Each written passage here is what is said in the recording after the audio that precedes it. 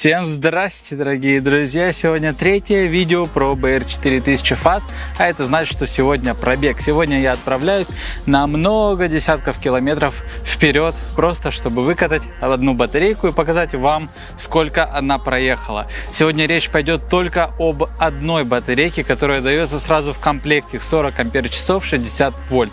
Сколько она проедет, узнаем.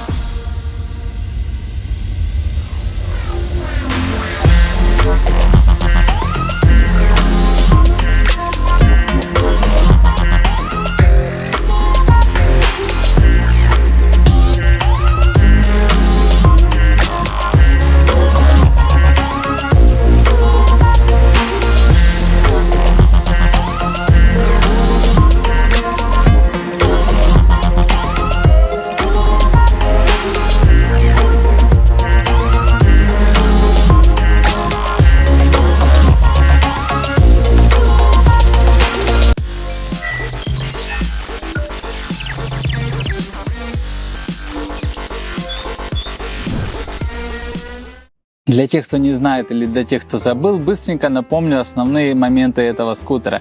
А именно это 3950 ватт мотор-колесо, очень мощная. Батарейка 40 ампер-часов 60 вольт, которую мы сегодня и будем выкатывать.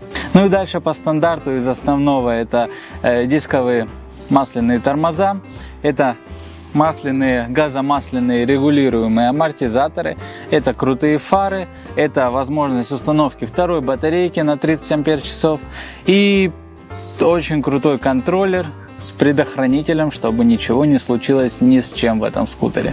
Ну и давайте пройдем стандарты процедуры, а именно я снимаю браслет, вешаю его на руль, потому что именно им мы будем мерить GPS, сколько километров мы проехали. Дальше я подключаюсь к нему телефоном и включаю GPS и приложение, которое будет считать наш велопробег, потому что другого режима у меня нету. То есть мы нажимаем Go. И время пошло. 3, 2, 1.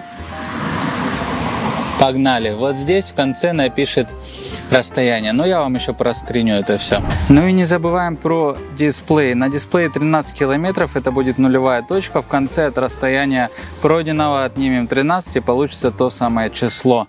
Сравним это с GPS, чтобы было точнее. Мы поедем довольно далеко. Эта батарея проедет минимум 65 километров. Поэтому я так и рассчитываю. Но при этом, чтобы вернуться еще обратно. Поедем мы в то же место, куда я ехал на чоппере, но на чоппере я не доехал, потому что решил возвращаться. На этом скутере я буду посмелее, потому что батарейка тут помощнее, и посмотрим, куда я доеду. В моих мечтах это большое красивое озеро с прозрачной водой. И последнее. Сейчас 7 утра.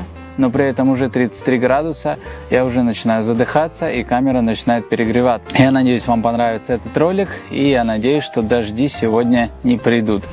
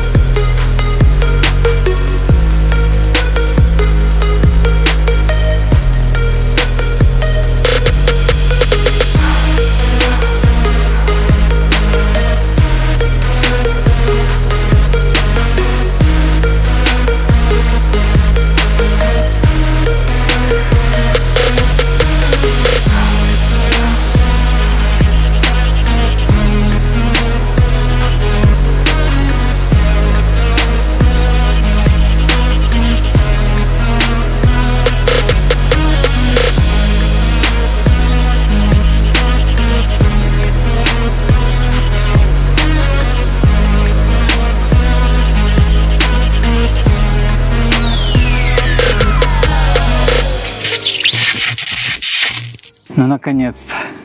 Эта батарейка закончилась. Я так хотел быстрее домой, но в итоге я не мог посадить эту батарейку. И мне стыдно за то, что я не доехал туда, куда изначально спланировал, потому что... Так, ребятки, я остановился, потому что у меня уже показывает 53 вольта, когда я еду в гору. Я проехал на данный момент по часам 40 километров, по Спидометру тоже 40 километров. Удивительно, как точно совпало все. Не могу ехать, потому что я тогда не вернусь. Тогда очень долго придется ждать помощь. Поэтому мне придется возвращаться. Оставалось 7 километров до большого какого-то озера, где я не был никогда. И я побоялся, потому что батарейка писала, что уже меньше половины. И я уже проехал 40. И я думаю, ну 80 она вряд ли проедет. Но она проехала.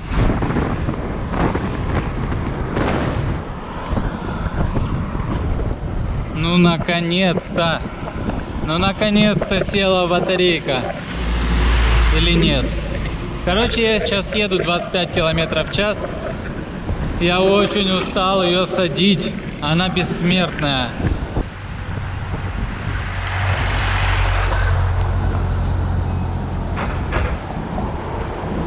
И вот оно. Мы окончательно сели. Спидометр погас.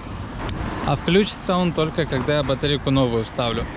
Поэтому по GPS 80 километров. Офигеть.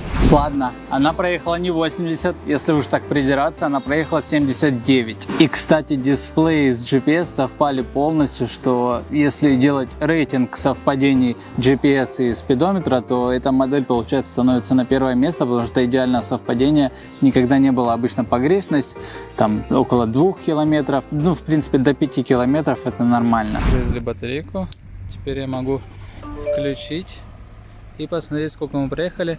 92 минус 13 тоже 79. Я надеюсь, вам видно. Я сейчас на телефон снимаю, потому что уже сложился. Офигеть, это все очень точно. Ну и как обычно, ехал я и по трассе, и по проселочным дорогам, и вверх и вниз, потому что у нас здесь горы. И конкретно при таких условиях я вешу 84 килограмма, на улице 38 градусов жары. Батарея полностью себя оправдывает. Скутер полностью себя оправдывает. Очень хорошая управляемость, лучше, чем в других моделях. Наверное, лучше, чем во всех других моделях, на которых я до этого ездил. Управляемость, потому что посадка довольно высокая. И еще сбитость этого скутера тоже очень здоровская. То есть ничего не дребезжит, если все закрутить.